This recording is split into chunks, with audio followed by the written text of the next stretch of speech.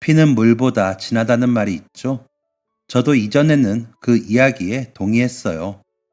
하지만 제가 겪은 경험 이후로 생각을 바꾸게 되었는데요. 여러분은 가족을 만드는 게 무엇이라고 생각하나요? 부모가 자녀를 낳았을 때, 결혼했을 때, 예전에는 보통의 가족이란 이런 구성을 이야기했었죠. 하지만 시대의 흐름에 따라 요즘은 다양한 가족의 형태가 생겨났어요. 우리 가족 역시도 남들과는 조금 다른 특별한 사람들로 구성된 가족이죠. 저희 친아빠는 제가 8살쯤 돌아가셨어요. 그때부터 엄마나 두 사람이 지냈으니 이전에도 우리 집은 남들과는 조금 다른 가족이었네요. 제가 기억하는 아빠는 무척이나 다정한 사람이었어요. 엄마에게도 너무 좋은 남편이었고 제게는 훌륭한 아빠였죠. 계절에 따라 산으로 들로 틈틈이 여행도 데리고 다니셨고 요리하는 걸 좋아하셔서 시간이 날 때는 맛있는 것도 많이 만들어 주셨어요. 소희야, 아빠가 돌아가셨어. 그날도 평소와 같이 아침 일찍 아빠의 손을 잡고 학교에 갔는데 3교시가 채 끝나기도 전에 엄마가 데리러 오셨죠. 너무 갑작스러운 이야기였어요. 몇 시간 전까지도 분명 아빠 손을 잡고 학교 앞에서 웃으면서 헤어졌는데 저를 데려다주고 다시 가게로 가시던 중 심근경색으로 갑자기 쓰러지셨다고 해요. 뒤늦게 주변에 발견되어서 병원으로 옮겨졌지만 이미 골든타임이 지난 후였다고 하더라고요. 학교에 갔다가 오는 길에 아는 이웃이라도 만났나 보다 하면서 가게에서 기다리던 엄마는 다급하게 병원에서 전화를 받고 저를 데리러 오신 거였어요. 집에 돌아오면 항상 저를 반겨주던 아빠가 이제 더 이상 이 세상에 없다는 것을 받아들이기는 쉽지 않았어요. 금방이라도 문을 열고 들어와 우리 공주님 뭐 하고 있었어? 하며 저를 번쩍 안아주실 것 같은데 그런 일이 더 이상 일어날 수 없다는 게 믿기지 않았죠. 아빠가 돌아가시고 한 1년 동안은 어떻게 시간이 흘러갔는지 모르겠어요. 제가 사랑하는 아빠를 더 이상 볼 수도 목소리를 들을 수도 없다는 사실을 이해하는 게 쉽지 않았거든요. 이제 다시는 아빠와 함께 할 수 없다는 사실을 납득하기까지 1년 정도가 걸린 것 같아요. 아빠랑 같이 식당을 운영하셨던 엄마는 아마 저보다 더 힘든 시간을 보냈을 거예요. 둘이서 하던 일을 혼자 떠안게 되면서 힘도 배로 드셨을 거고 아빠와 함께 운영하던 식당에 나갈 때마다 그 빈자리를 더 절실히 느끼셨을 테니까요. 그런데도 하루하루를 버틸 수 있었던 건 엄마에게는 제가, 저에게는 엄마가 있던 덕분일 거예요. 힘든 상황 속에서도 서로를 버티게 해주는 가족이 남아있었던 덕분 말이죠. 제가 중학교에 들어갈 무렵 엄마에게는 좋은 인연이 생겼어요. 엄마가 일하는 식당 근처에 명함 제작하는 가게가 생겼는데 거기 사장님께서 자주 식사하러 오시면서 친해지게 되었어요. 아내분을 사고로 떠나보내고 오랫동안 아들을 혼자 키우며 지내셨다고 해요. 심근경색으로 갑작스럽게 남편을 떠나보낸 엄마와 여러모로 공통점이 많은 분이었죠. 나이대도 비슷하고 공감할 만한 상황도 비슷한 덕분에 두 분은 금세 친해졌어요. 서로 연락도 주고받고 종종 운동도 같이 다니시고 자연스럽게 아이들을 데리고 가족들끼리 어울리는 시간도 늘었죠. 어휴, 딸내미는 아빠 닮고 아들은 엄마 닮았네. 가족들이 어쩜 이렇게 닮았어? 서로 자주 어울리고 시간을 보내서였을까요? 여행을 가면 종종 이런 이야기를 듣고는 했어요. 아저씨는 무척 좋은 분이었어요. 아무리 궂은 날에도 매일 같은 시간에 가게를 열고 닫는 성실한 분이었고, 가게를 옮겨와도 단골 손님들이 찾아올 만큼 실력도 성격도 좋았죠. 아저씨의 아들은 저보다 6살이 더 많은 오빠였어요. 오빠도 아저씨를 닮아서 매우 착한 사람이었죠. 큰 키와 고운 얼굴은 돌아가신 어머니를 닮은 것 같았지만요. 우리 가족은 종종 캠핑도 하러 같이 가고 명절이나 크리스마스, 연말, 새해를 같이 보내기도 했어요. 저희 4명이 일출을 보러 정동진에 갔던 12월 31일은 잊을 수 없는 추억이에요. 아빠가 돌아가시고 정말 오랜만에 갔던 거거든요. 오빠는 시간 날 때 제 공부를 봐주기도 했어요. 공부를 워낙 잘해 서울에 있는 명문대에 다니고 있었거든요. 엄마랑 아저씨가 영화를 보러 가거나 식사하러 외출하시면 늦은 시간 제가 혼자 있는 게 걱정되어 오빠가 공부도 봐주고 저녁도 차려주고 했어요. 누구 한 명이 이제부터 우리 이렇게 가족하자 라고 한 것은 아니지만 어느새 자연스럽게 가족의 형태가 되어가고 있었죠. 엄마, 나 뭐 물어봐도 돼? 뭔데? 엄마 아저씨랑 결혼할 거야? 아니, 왜? 결혼 안 할 거야? 왜? 엄마는 우리 딸이랑 이렇게 같이 사는 게 좋은데. 거짓말. 엄마는 아저씨도 오빠도 좋아하잖아. 나 때문이면 난 괜찮은데. 아닌데. 엄마는 지금이 좋아. 우리 딸이랑 이렇게 둘이 사는 게 얼마나 재밌는데. 엄마랑 아저씨가 만난 지 몇 해가 지나며 저는 혹시 재혼할 생각이 없는지 물어봤지만 엄마는 늘 없다라고 대답했어요. 사실 엄마가 재혼을 미루던 것은 주변의 시선 때문이기도 했죠. 엄마랑 아저씨가 만남을 지속하면서 주변에서 잘 됐다, 다행이다, 잘 만났다 라고 하는 분들도 계셨지만 곱지 않은 시선으로 보는 분들도 계셨거든요. 특히 몇몇 분들은 미성년자인 어린 딸이 있는데 아저씨랑 오빠가 우리 집에 놀러 오고 같이 여행을 다니는 것을 지적하는 분들도 있었어요. 남의 일에 다들 뭐 그렇게 신경을 쓰나 싶었지만 아무래도 엄마는 딸을 키우는 입장에서 주변의 눈치가 신경이 쓰일 수밖에 없었을 거예요. 게다가 크지 않은 동네였기 때문에 더더욱 눈치가 보이셨나 봐요. 저는 매번 괜찮으니까 엄마랑 아저씨가 재혼했으면 좋겠다고 이야기했지만 엄마는 최소한 제가 성인이 될 때까지는 기다리겠다며 살림도 합치지 않았어요. 아저씨 역시 그런 엄마의 뜻을 존중했기에 결혼은 나중에 제가 성인이 되어서 다시 이야기해보자며 기다려주셨죠. 가끔 부모님이 다른 사람을 만나면 싫어하는 경우도 있다고 하는데 저는 반대였어요. 오히려 제가 어릴 때부터 혼자 많은 책임감을 짊어져야 했던 엄마에게 그것을 알아주는 사람이 나타난 게 다행이라고 생각했거든요. 엄마랑 나는 서로를 의지하는 좋은 가족이기도 했지만 그래도 부모로서 느끼는 책임감과 어른의 의무 같은 것을 마음 놓고 이야기할 사람이 필요했을 거예요. 어린 저는 그런 엄마의 짐을 덜어주기에 많이 부족했는데 아저씨가 있어서 다행이었죠. 그래서 저는 아저씨가 더 좋았어요. 아저씨를 만난 이후로 엄마가 예전보다 더 행복하고 편안해 보이거든요. 자신의 마음을 알아주고 힘들 때 의지할 수 있는 사람이 있다는 건 언제나 좋은 일이니까요. 그리고 저도 이전보다 더 행복해졌어요. 우선 엄마의 행복한 모습을 보는 게 좋았고, 저에게 부족했던 아빠의 빈자리도 아저씨가 채워주었으니까요. 또 형제가 없던 저에게 의지할 만한 어른스러운 형제가 생긴 것도 무척 기뻤어요. 저희는 천천히 서로에게 스며들고 있었어요. 주변에서는 여전히 곱지 않은 시선을 보내기도 했지만 우리 가족의 행복에서 가장 중요한 건 내 사람의 마음이라고 생각하고 애써 무시하려고 했죠. 그렇게 시간이 흘러 저는 성인이 되고 대학에 합격했어요. 그 사이 오빠는 군입대했고 제 대학 입학을 축하하기 위해서 휴가를 써서 나왔죠. 그리고 온 가족이 다 모인 자리에서 저는 공표하듯 말했어요. 이제 저 성인이에요. 축하해 우리 딸. 예쁘게 잘 자라줘서 정말 고마워. 축하한다 소희야. 대학 입학도 너무 축하해. 그래도 서울 안에 있는 대학 간 걸 보니까 오빠가 공부 가르쳐준 보람이 있지. 그래서 말인데 제가 성인 될 때까지 미룬다던 엄마랑 아저씨 결혼 다시 이야기해보면 어떨까 싶어요. 어? 엄마랑 아저씨는 화들짝 놀라며 멀뚱히 저를 바라봤어요. 예전에 그랬잖아요. 제가 어른 되면 다시 생각해 보신다고. 이제 저도 성인이니까 두 분 다 진지하게 얘기해보면 어떨까요? 맞아. 벌써 두 분 연애만 몇 년째예요. 전 결혼한다고 하면 완전 찬성인데. 얘들아, 서로 어려운 일 있으면 돕고 축하할 일 있으면 이렇게 함께하고 저희 그 어떤 가족보다 더 가족 같잖아요. 그거 알아요? 식구는 집안에 같이 살면서 밥을 같이 먹는 사람을 이야기한대요.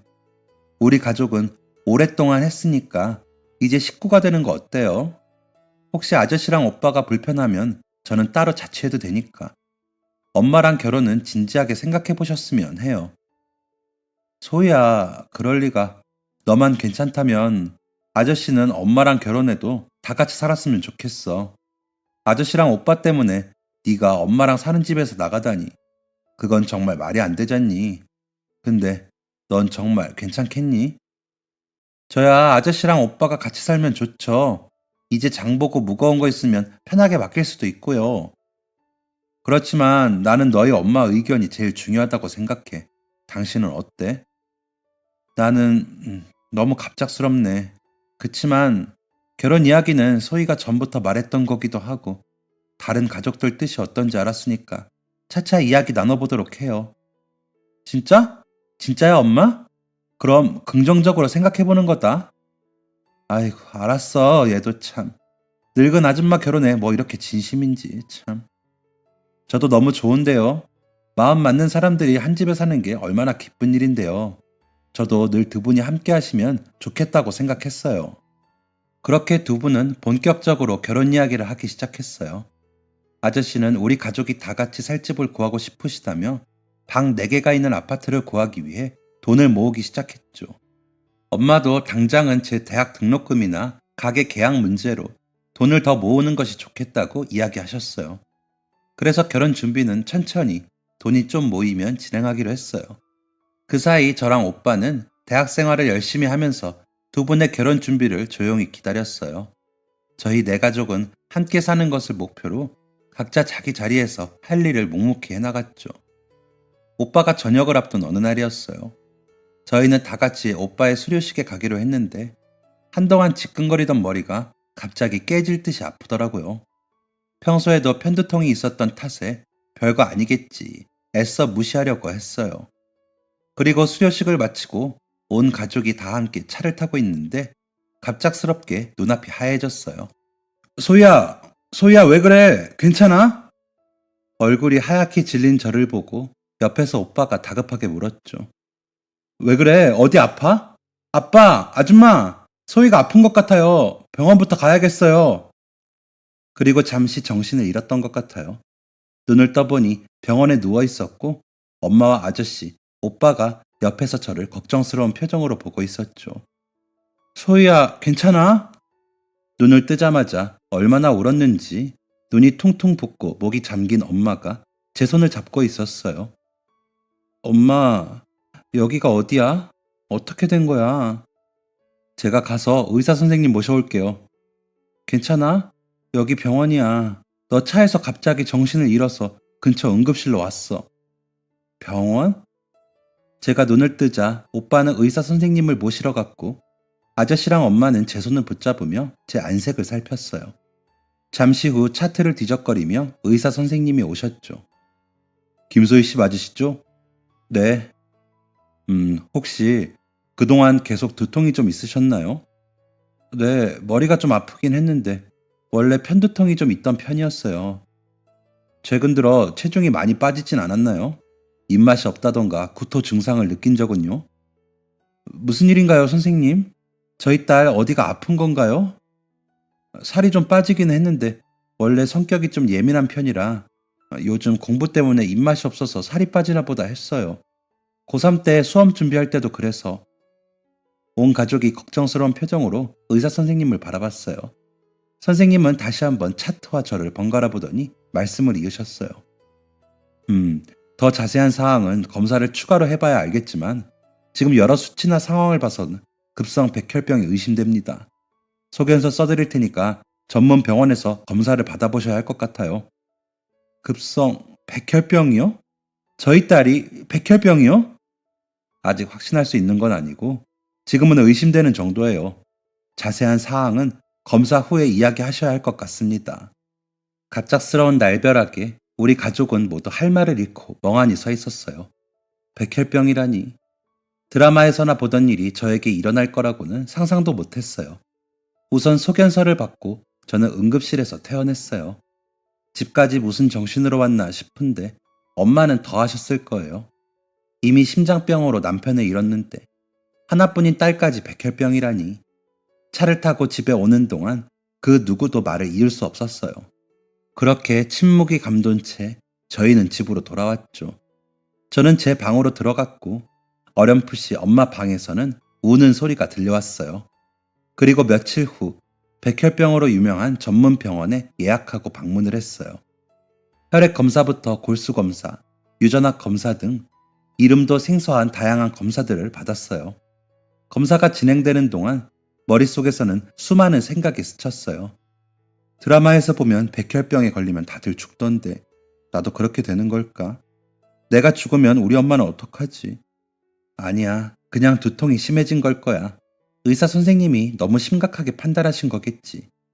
그런 생각들을 하며 검사를 마치고 밖으로 나오자 초조한 얼굴의 엄마와 아저씨, 오빠가 보였어요. 뭐야, 누가 보면 초상집인 줄 알겠네. 벌써 그런 표정들 하기야? 울고 있는 엄마와 밤새 잠을 못 잤는지 다크서클이 턱까지 내려온 아저씨와 오빠를 보며 저는 일부러 더 밝게 이야기했어요. 아휴, 얼굴 보니까 안 아픈 사람도 아프겠다. 다들 표정 좀 풀어. 나 멀쩡해, 응? 애써 웃어 보이는 저에게 아저씨는 억지로 웃으며 저를 토닥여 주었어요. 고생 많았어, 소희야. 검사 많이 힘들었지? 이제 밥 먹으러 갈까? 오늘은 소희가 먹고 싶은 거로 먹자. 그래, 오늘은 내가 특별히 양보할게. 소희 뭐 먹을래? 전역한 지 얼마 안 된 사람이 먹고 싶은 게 더 많겠지. 오빠가 골라. 내가 봐줬다. 야야, 나는 휴가 나올 때마다 먹고 싶은 거 실컷 먹었어. 네가 골라. 그래? 그럼 오늘은 외식하지 말고 나 엄마가 만들어준 김치찌개 먹고 싶은데 어때? 혼자 소리 죽여 오느라 한마디도 없던 엄마 팔에 매달리며 저는 일부러 더 애교스럽게 이야기했어요. 아니다. 오늘은 라면 살이랑 햄까지 팍팍 넣고 부대찌개. 엄마가 만든 칼칼한 부대찌개 먹고 싶다. 해줄 거지? 그래. 우리 소희가 먹고 싶다면 해줘야지. 그래. 엄마가 해줄게. 다 해줄게. 아유, 왜 울고 그래, 엄마. 나 괜찮아. 봐봐. 멀쩡하지? 소희야. 아이고, 우리 엄마 걱정해서 안 되겠다. 오늘은 밥도 2그릇 먹어야지. 그렇게 오는 엄마를 달래서 집으로 갔어요. 그날 저녁 다 같이 집에 모여 밥을 먹고 저희는 검사 결과가 나오는 며칠 동안 피말리는 시간을 보냈어요. 그리고 마침내 병원에서 연락이 왔죠. 결과는 백혈병이었어요. 잘못 울린 알람이기를 바랐지만 결과는 예상을 벗어나지 않았죠. 엄마는 다리에 힘이 풀려 주저앉아 우셨고 아저씨도 옆에서 비통한 표정을 지었어요. 오빠 역시 고개를 숙여 조용히 울음을 참았죠. 아이고, 왜 다들 울어? 아픈 건 내가 아픈 건데. 그만 울어. 아이 참. 백혈병, 불치병 아니래. 요즘은 약도 잘 나와서 완치율도 높고 재발률도 낮아졌대. 잘 치료받으면 된대. 그만들 울어. 저는 가족들을 애써서 달래보려 했지만 다들 제 검사 결과를 듣고는 하염없이 울었어요. 그도 그럴 게 저도 마음속으로는 이제 어떡하지? 큰일 났구나 하는 생각을 하고 있었으니까요. 그렇게 치료를 위해서 저는 며칠 후 병원에 입원했어요. 저는 그동안 어떻게 참았냐는 이야기를 들을 만큼 상태가 진전이 되어 있었는데요. 중추신경계에 이미 전이가 된 상황이라 표준 위험군과 고위험군의 중간 단계에 있었죠. 병원에 입원 후 치료를 시작했는데 생각보다 쉽지 않았어요. 치료 과정도 힘들었지만 옆에서 지켜보는 가족들을 보는 것도 힘이 들었죠. 또 병원에 입원하게 되면서 갑작스럽게 다니던 대학도 휴학했어요. 뭐랄까, 제 일상의 전원이 한순간에 꺼져버린 듯한 느낌이었죠. 꿈에 그리던 대학 생활을 시작하고 오랜 시간 바라던 엄마와 아저씨의 결혼을 준비하고 오빠가 전역하면서 온 가족이 다시 함께 시간도 보냈고 여행도 다니고 할 순간들을 기다렸는데 그 모든 게 한순간 물거품으로 사라진 것 같았어요. 제 걱정을 하지 말라고 가족들 앞에서는 애써 강한 척을 했지만 마음속으로는 거대한 불안이 소용돌이치고 있었죠. 생각보다 힘들고 길어지는 치료 과정에 저는 점점 지쳐가고 있었어요. 오히려 그럴수록 엄마랑 아저씨, 오빠는 저를 위해 더 힘을 내고 있었죠. 오빠는 제 병원비를 보태겠다며 학교도 휴학하고 일을 시작했어요. 제가 잔소리할 때마다 너 때문에 돈 벌려는 거 아닌데, 너 주려는 거 아닌데 왜 탐내? 라면서 장난스럽게 넘겨버려요. 아저씨는 엄마랑 올 때마다 최대한 저를 재밌게 해주려고 노력해요. 제가 좋아하는 가수의 앨범을 사다 주기도 하고 방송을 챙겨보고 와서 저랑 이야기를 나눠주기도 하셨죠. 그래서 힘들고 지칠 때마다 저를 위해 더 고생하는 가족들을 보면서 바닥까지 떨어진 희망을 어떻게든 긁어 모으려고 했어요. 그리고 마침내 관해 후 어느 정도 안정기에 접어들어 통원 치료를 받기로 하고 퇴원을 해 집으로 돌아왔죠. 집으로 돌아오던 날 저보다 더 기뻐하던 가족들의 모습을 보며 저도 오랜만에 활짝 웃었어요. 그리고 이제 모든 게 다시 원래의 자리를 찾아가는구나 싶었죠. 오빠도 저도 다시 복학 신청을 했고 엄마와 아빠는 제 퇴원 선물이라며 강원도 여행을 계획했어요. 온 가족이 다 함께 여행을 다시 갈 수 있다니 꿈만 같았죠. 같이 고기도 구워 먹고 사진도 찍고 오랜만에 마음껏 울고 떠들며 시간을 보냈어요. 저는 다시 저에게 소중한 일상을 돌려주셔서 감사하다고 하늘에 대고 이야기했어요. 하지만 제가 너무 섣부르게 감사 인사를 했나 봐요. 새 학기를 시작한 지 얼마 되지 않아 다시 한번 몸의 이상을 느꼈어요. 병원을 방문해 검사를 진행하는 동안 너무 두려웠어요. 다시 돌려받은 행복을 반납해야 할 것 같아서. 그리고 예상은 다시 한번 들어맞았어요.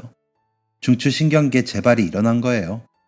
다 마무리된 줄 알았던 치료가 제대로 되지 않았던 거죠. 너무 두려웠어요. 치료와 재발, 이 굴레에서 영원히 벗어나지 못할 것 같은 생각이 들었죠. 그래서 다시 입원했을 때 저는 그 어느 때보다 절망적이었어요. 그런 제 마음을 눈치를 채셨는지 어느 날 아저씨가 말했어요. 소희야, 많이 힘들지? 아저씨, 저 너무 무서워요. 이대로 영원히 낫지 않으면 어떡하죠? 소희야, 엄마랑 아저씨는 이미 사랑하는 사람들을 한 번 떠나보냈어. 너무 마음이 아프고 힘든 시간이었단다. 그때는 준비할 틈도 없었고 어쩔 수 없었지만 이번에는 달라. 이번에는 우리가 어떤 질병인지도 알고 있고 치료법도 있잖니. 엄마랑 아저씨랑 오빠가 어떻게 해서든 우리 소희 낫게 해줄 거야. 약속할게. 그 어떤 방법을 쓰든 다시는 사랑하는 사람을 잃지 않을 거란다. 그러니까 소희도 많이 아프고 힘들고 지치겠지만 포기하지 말아주렴. 우리도 최선을 다해 소희가 나아질 수 있도록 노력할 테니까 소희도 힘내서 버텨줘. 알았지? 아저씨 말이 맞아요. 엄마는 이미 아빠가 돌아가셨을 때 많이 힘드셨을 텐데 저까지 일어서는 안 됐죠. 저는 아저씨의 말에 다시 한번 힘내서 치료를 받았어요. 반드시 나아야겠다. 꼭 이겨낼 거다. 그런 다짐을 수십 번씩 했죠. 치료는 거듭해서 실패했지만 지치고 힘들 때마다 가족들을 보면서 어떻게든 이를 악물었어요. 하지만 계속해서 치료는 실패하고 재발을 반복했고 이식 수술도 받았지만 소용이 없었죠. 두 번째 이식 수술이 실패한 다음 다들 티는 내지 않았지만 어쩌면 앞으로도 계속 이렇게 증세가 계속되다 결국은 회복하지 못할 수 있겠다고 생각했어요. 병원에서도 어느새 치료보다는 더 이상 제가 아프지 않도록 하는 것에 집중했죠. 엄마랑 아저씨는 아픈 딸을 두고 재혼할 수 없어 오랫동안 꿈에 그리던 재혼도 다시는 이야기를 꺼내지 않았어요. 엄마, 아저씨, 있잖아. 혹시나 만약에 내가 이 세상에 없어도 그래도 엄마랑 아저씨는 꼭 재혼했으면 좋겠어. 소희야, 그게 무슨 말이야? 네가 왜 세상에 없어? 엄마가 너 지켜줄 거야. 약속해. 두 사람은 꼭 행복하겠다고. 결혼해서 오래오래 같이 행복하겠다고. 소희야, 아저씨랑 약속했잖아. 우리 힘내기로. 아저씨, 우리 엄마가 싫다고 해도 꼭 결혼식도 하고 신혼여행도 가요. 엄마 많이 울면 옆에서 잘 달래주고 오랫동안 슬퍼해도 화내거나 짜증내지 말고 계속 잘 위로해줘요. 오빠가 제 핑계대고 엉엉 울면 제가 하늘에서 다 보고 있다고. 저 때문에 운다고 나중에 실컷 놀릴 거라고 전해줘요. 그리고 아저씨도 많이 울지 않기로 약속해요. 그동안 아저씨 친딸도 아닌데 너무 고생했잖아요. 너무 힘들게 간호하고 돈도 많이 쓰고. 미안해요, 아저씨. 미안하긴 뭐가 미안해, 네가. 소희 너한테 쓰는 돈은 하나도 아깝지 않아. 그리고 왜 다 끝난 듯이 말하니? 아직 포기하면 안 돼, 소희야. 아저씨랑 엄마 절대로 너 포기 못해. 그러니까 그런 말 하지 말렴. 에이, 이 나쁜 기집애야. 왜 그런 말을 해? 엄마가 이렇게 너 지키고 있는데. 어딜 엄마보다 먼저 떠난다 그래? 절대 안 돼. 절대. 소희 너 엄마가 그렇게 안 둘 거야. 그러니까 너도 그런 말 하지 마. 어? 엄마 미안해. 울지 마. 미안해. 내가 아파서 미안해. 엄마한테 또 이런 아픔 겪게 해서 미안. 미안해. 그러던 중 기대하지 않았던 희소식이 들려왔어요. 다른 백혈병 치료가 듣지 않은 사람들을 위한 주사가 개발됐다는 이야기였죠. 미국에서 개발된 주사는 한 번만 맞으면 그동안 치료가 어려웠던 환자들에게도 희망이 있다고 했어요. 계속해서 치료를 실패한 저 같은 환자에게는 정말 꼭 필요한 주사였죠. 선생님, 옆에 병실에서 들었는데 백혈병 주사가 도입되었다면서요. 아, 네, 맞습니다. 저희 애도 맞을 수 있나요? 언제 맞을 수 있나요? 엄마와 아저씨는 소식을 접하자마자 주치의 선생님께 물었어요. 하지만 왜인지 선생님은 확실한 대답을 하지 않은 채 난감한 표정을 짓고 계셨죠. 그게 어머님, 아버님, 그리고 환자분. 그것만 맞으면 나을 수 있다는데 언제부터 가능한가요? 네? 아버님, 우선 진정하시고요. 검사를 다시 한번 더 자세히 해봐야겠지만 지금까지의 결과를 봐서는 소희 씨가 충분히 맞을 수 있는 주사입니다. 세상에, 세상에. 그럼 저희 애도 그것만 맞으면 낫는 건가요? 지금까지 임상 결과로 봤을 때는 그럴 가능성이 높습니다. 현재까지 10명 중 8명이 치료 효과를 보고 있어요. 아이고, 소희야. 됐다, 됐어. 아이고. 다만, 한 가지 큰 문제점이 있어요. 뭔가요? 비용입니다. 주사 비용이. 아이고, 선생님. 우리 소희를 위해서라면 돈은 얼마가 들어가든 상관없어요. 소희만 나을 수 있다면 괜찮습니다. 그래서 얼마인가요? 당장 내겠습니다. 언제 맞을 수 있나요? 의사 선생님은 잠시 망설이더니 말을 이었어요. 그게 현재 건강보험 적용이 안 되기 때문에 3억 3천 정도입니다. 3억 3천이요? 충격적인 금액이었어요. 아무리 기적 같은 치료제라지만 3억 3천이라니 말도 안 되는 금액이었습니다. 안 받을래. 나 안 받을 거야. 소희야. 선생님, 저희가 상의해보고 답해드려도 될까요? 네, 천천히 생각하세요. 그 누구도 선뜻 이야기할 수 없었습니다. 3억 3천이란 너무 큰 숫자였어요. 지금까지 병원에 입원해서 치료며 수술이며 받는 동안 쓴 돈도 어마어마한데 거기에 웬만한 아파트 가격인 금액을 더 드릴 수는 없었어요. 나 안 받을래. 10명 중 8명이라잖아. 100%도 아니야. 내가 효과 없는 2명이면 어떡해. 난 이미 마음 정리도 거의 다 됐어. 그냥 운명이니 하고 받아들이자. 소희야, 그래도. 됐어. 엄마도 잊어버려. 우린 이런 치료제 못 들은 거야. 아저씨는 아무 말도 하지 않더니 혼자 병원을 나갔습니다. 저는 아저씨도 결국 다 포기하는 거구나 생각했어요. 그리고 며칠 후 의사 선생님이 축하한다며 병실을 찾으셨어요. 네? 뭘 축하해요? 아직 이야기 못 들으셨어요? 검사 끝내고 이번 달 안에 주사를 맞을 수 있을 거예요. 네? 무슨... 아버님이 아직 이야기하지 않으셨나 보네요. 며칠 전에 병원 오셔서 주사 진행하시겠다고 하셨어요.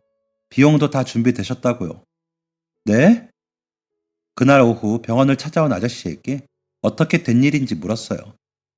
소희야, 아저씨는 소희가 중학생 때 만났을 때부터 너를 남이라고 생각한 적이 한 번도 없어. 너희 엄마를 만나고 너를 알게 된 후로 항상 너를 우리 원우처럼 내 자식이라고 생각했다. 아저씨에게는 너도 원우도 똑같은 자식이고 가족이야. 원우가 아팠다고 해도 너희 엄마가 아팠다고 해도 몇 번이고 같은 결정을 내렸을 거야. 돈은 또 벌 수 있지만 가족은 한 번 잃으면 2번 다시 돌릴 수 없잖니. 그건 너도 잘할 거야. 그러니까 지금 당장 얼마가 필요하던 그게 너보다 우리 가족보다 소중할 수는 없어. 그동안 모아둔 돈으로 해결한 거니까 너는 걱정 말고 치료에 전념하렴. 그게 우리 가족을 위해 네가 해줄 몫이란다. 아저씨 설마 그 돈 엄마랑 결혼할 때 아파트 마련하라고 모은 돈 아니에요? 아저씨가 몇 년 동안이나 모은 돈이잖아요. 허허, 돈은 또 모으면 되지. 우리 소희가 얼른 나와서 좋은 회사 취직해서 같이 모아주렴. 그러려면 빨리 치료받고 건강하게 나아야지. 아저씨, 아저씨. 원우한테도 물어봤더니 동생이 더 중요하다며 기꺼이 내 의견에 동의해주더구나. 소위 네가 그랬잖아. 우리는 가족이라고. 한 지붕 아래 사는 건 좀 미뤄졌지만 그래도 우리는 여전히 소중한 가족이다. 소희 너는 누가 뭐래도 소중한 내 딸이고 사랑스러운 여동생이란다. 저는 대체 어떤 말로 이 감사함을 표현해야 할지 모르겠어요. 어떻게 해야 이 은혜를 다 갚을 수 있을지도요. 그리고 흔쾌히 이 결정을 따라준 오빠에게도 고맙다는 전화를 했어요. 그리고 저만큼이나 이 일로 감동을 한 건 엄마였죠. 엄마는 아저씨에게 몇 번이나 고맙다고 이야기했어요. 아마 속 시원히 털어놓지는 못했지만 돈 때문에 치료를 이대로 포기해야 하나 마음 졸이셨을 거예요. 또 제가 정말로 곧 세상을 떠날까봐 얼마나 두려우셨을지 저는 상상도 되지 않아요. 어렴풋이 아빠를 잃었을 때의 슬픔이 기억나지만 너무 어렸던 제가 다 느끼지 못했던 더 큰 두려움과 절망을 엄마는 그때도 느끼셨을 테니까요. 그리고 마침내 검사를 모두 끝마치고 치료제가 준비되었어요. 온 가족이 모여 기도하듯 손을 모으고 곁을 지켜주었어요. 부디 이번에는 제발 효과가 있기를. 제발 이 모든 것이 헛되게 돌아가지 않기를. 저는 정말 간절히 빌었어요. 아저씨가 몇 년을 걸려서 모은 돈이 이 한순간에 들어갔는데 제발 이것이 의미 없는 일이 되지 않기를 말이죠. 그리고 정말 다행히도 치료는 차츰 결과를 내기 시작했어요. 믿을 수가 없었어요. 그렇게 오랫동안 고생을 하고 삶의 마지막을 준비하고 있던 제가 회복을 하는 중이라니 정말 꿈만 같은 일이었어요. 그 이야기를 듣고 가족들도 정말 기뻐했어요. 다들 그렇게 활짝 웃는 모습은 오랜만인 것 같아요. 오빠는 유명 대기업에 입사했을 때보다도 이 소식을 더 기뻐했어요. 그리고 마침내 저는 정말 오랜만에 병원에서 퇴원할 수 있었어요. 현재 상태로는 완치에 가까운 것을 확인했고 앞으로는 통원 치료를 통해 상태를 파악하기로 했어요. 정말 오랜만에 제 방 침대에 눕던 순간이 기억나요. 사실 마지막으로 입원했을 때 저는 다시는 이곳으로 돌아올 수 없을 거라고 생각했어요. 침대 옆 서랍을 열자 그런 생각으로 제가 써두었던 마지막 편지, 아니 사실상 유서가 보였어요. 점점 가능성이 없다고 생각해 제가 미리 써둔 거였죠. 그 안에는 가족들에게 미안하다, 사랑한다는, 그리고 저 때문에 미뤄두었던 결혼을 엄마랑 아저씨가 꼭 했으면 좋겠다는 내용이 적혀 있었어요. 그 후 시간은 흘러 그동안 약해졌던 몸도 점차 회복을 해갔고 다행히 병원을 방문할 때도 다른 이상 증세는 보이지 않았어요. 아저씨 덕분에 저는 그대로 종료될 줄 알았던 제 인생의 2막을 시작하게 된 거죠. 그래서 저는 가족들에게 보답하기 위해 하루하루를 더 열심히 살았어요. 공부도 열심히 했고 당장 무리할 수는 없지만 틈틈이 알바도 시작했어요. 똑똑. 네? 소희 시간 있니? 오빠! 명절을 앞두고 선물 세트를 가져왔다며 오빠가 집에 놀러 왔어요. 요즘 학교 다니는 건 어때? 재밌어. 예전에는 공부하는 게 그렇게 힘들기만 하더니 요즘은 그냥 학교 다니고 수업 듣고 하는 게 다 재밌어. 이번에 장학금 받았더니 더 재밌어지는 것 같아. 오빠는 회사 생활 어때? 아유, 직장은 뭐 다 그렇지. 그냥 열심히 다니지. 소희야, 너 혹시 전에 서랍에 넣어둔 편지 기억나? 어? 사실 너 병원에 입원해 있을 때 엄마가 네 방에서 너가 쓰던 머리빗 좀 찾아달라고 해서 찾다가 그 편지를 발견했어. 그리고 나도 모르게 내용까지 읽었어. 괜찮아. 사실 그거 가족들이 발견했으면 하는 마음에 남겨둔 거였으니까. 그때는 내가 얼마 남지 않았다고 생각했으니까. 미안 오빠. 읽고 오빠 마음도 많이 안 좋았을 텐데. 아니야. 그렇게 힘든 투병 생활 나라면 못 견뎠을지도 몰라. 네가 그런 준비를 했던 것도 이해해. 그리고 네가 마지막 순간까지 아빠랑 아주머니가 결혼하는 걸 바랬잖아. 맞아. 근데 지금은 내 치료비 때문에 두 분 다 말씀은 하지 않으시지만 그것 때문에 결혼을 미루시는 것 같아.